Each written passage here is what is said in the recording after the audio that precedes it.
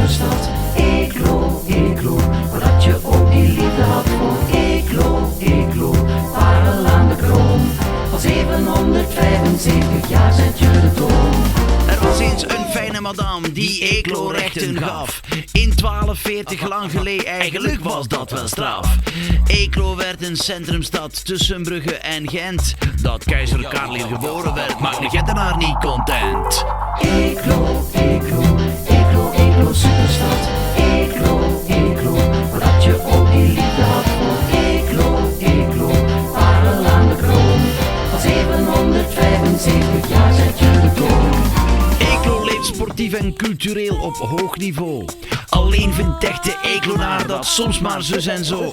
Hij is dan ook vaak moeilijk uit zijn stoel te krijgen, maar als hij iets fantastisch vindt, kan hij er niet meer over zwijgen. In Eeklo wordt ook vaak gedanst, soms een hele dag lang, met heel veel expression, want die zijn van niks niet bang.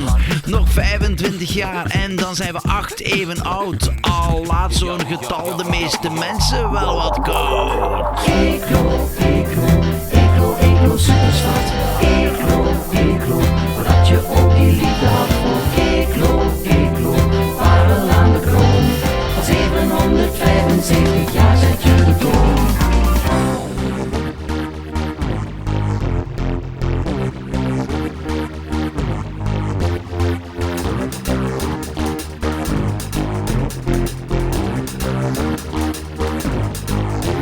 Misschien doen we maar beter hier ons best onfijn te maken. Dan zullen we wel aan die andere verjaardag geraken.